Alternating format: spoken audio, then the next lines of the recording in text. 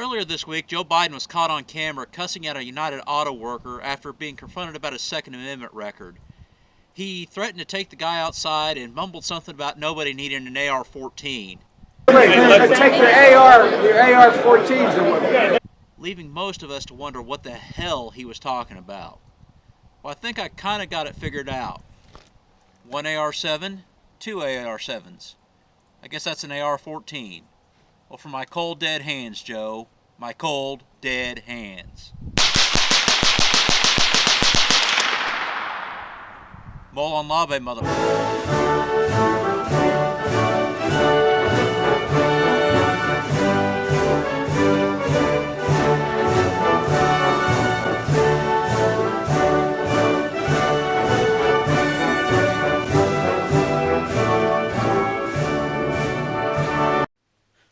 Welcome to the Millsurf Mike channel.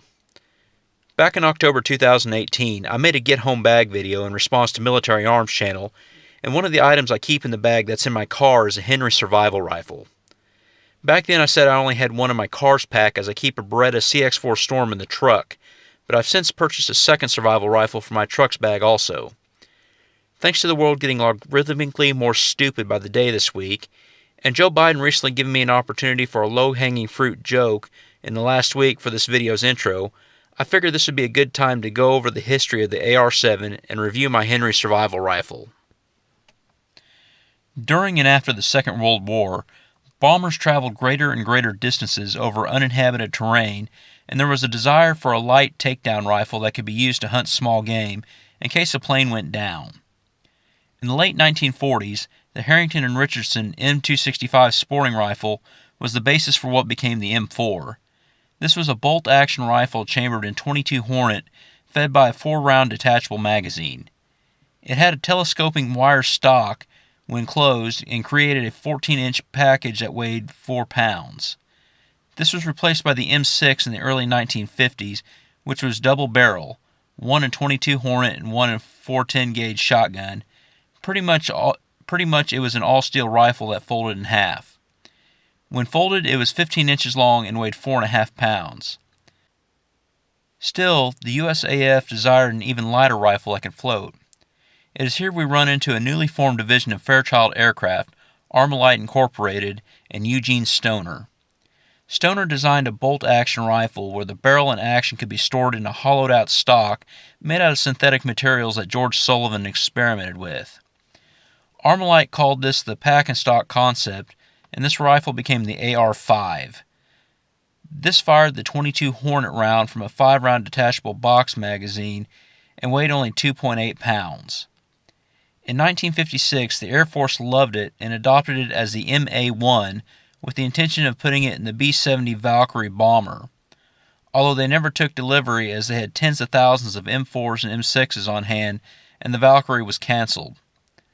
Still, this boosted Armalite's confidence in synthetic materials, so they developed the AR-10 and started pushing to make this the military's next battle rifle.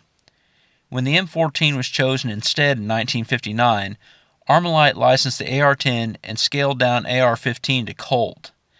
Fairchild was getting wary of seeing no return on their investments in Armalite, and Armalite knew they needed either a military contract or commercial success.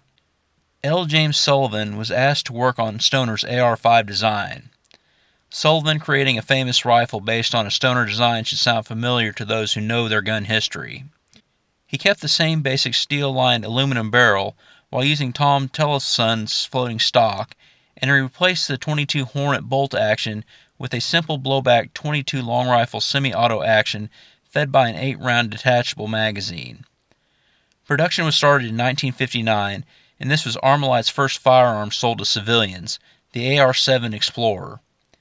It was first marketed towards survivalists, although later marketed as a plinking or hunting rifle.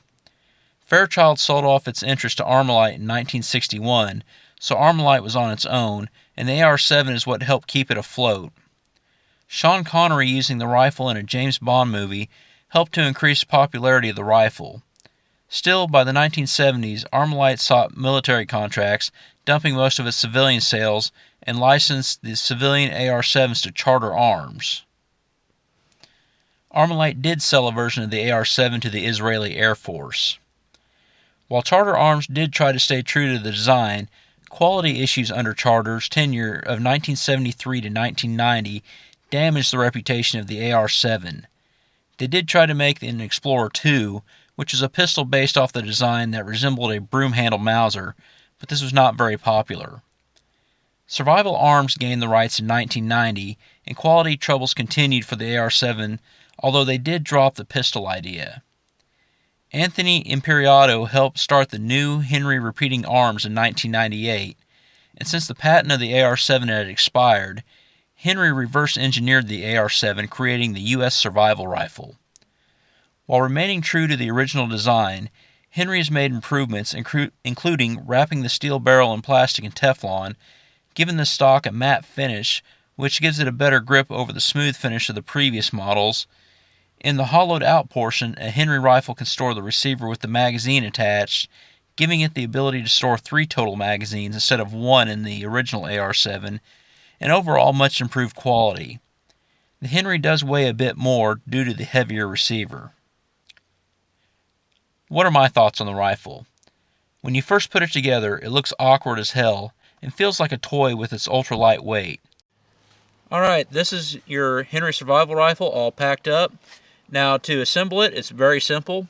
All you got to do is pull the butt off your stock, and everything's contained inside.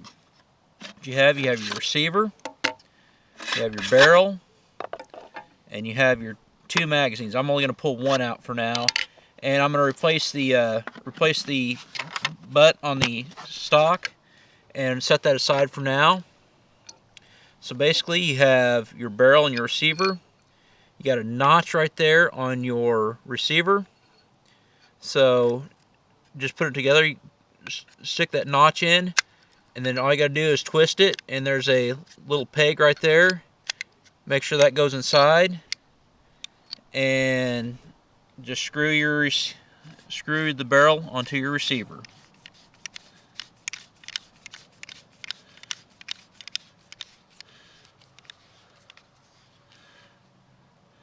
And you got your barrel receiver assembly, and all you got to do to put the buttstock on, there's a threading right there, and there's a screw inside your stock. So all you got to do is stick your stock on and just start pushing it in, twist, and it'll find that hole.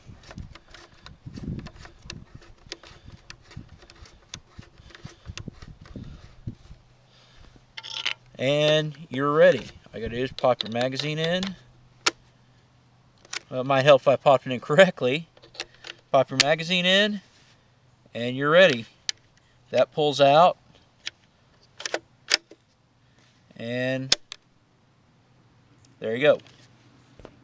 Still, when you shoulder it, it is ergonomically pleasing, and the peep sight with the orange blade front sight helps form an easy picture.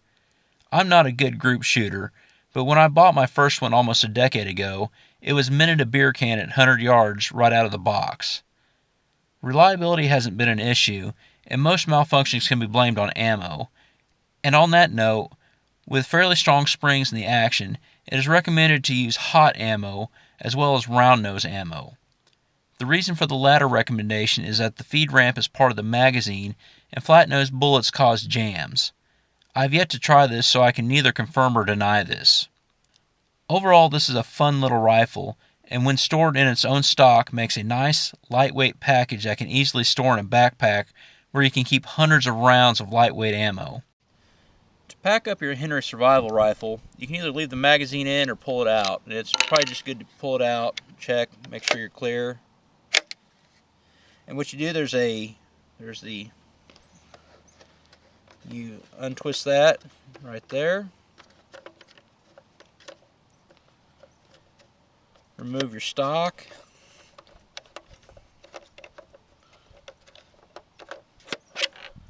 Stock comes right off. You unscrew your barrel from the receiver.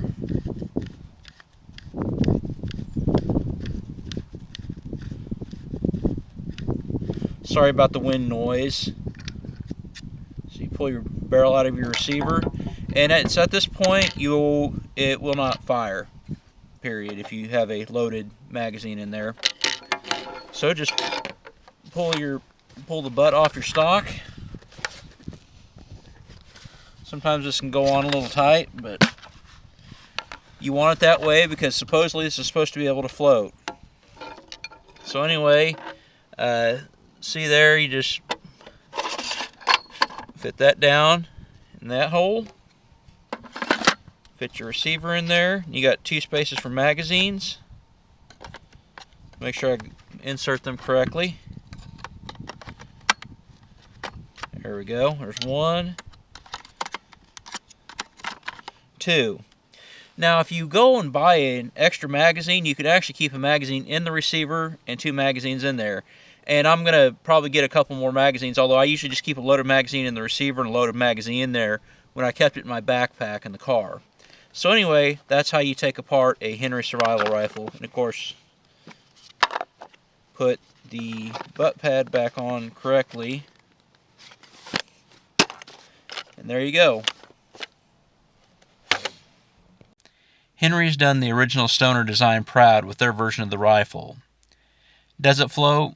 I'm not about to try this. Sorry. Please be aware of where your elected officials and the groups who claim to represent you stand on the Constitution. Please consider joining the GOA, the biggest no-compromise 2A group out there, as well as your state's organizations. If you like my content, check out my other videos, like, share, and subscribe. Also, please check out my Twitter, Facebook, Instagram, and who I support on Patreon. Thank you for watching, and as always, have a great day.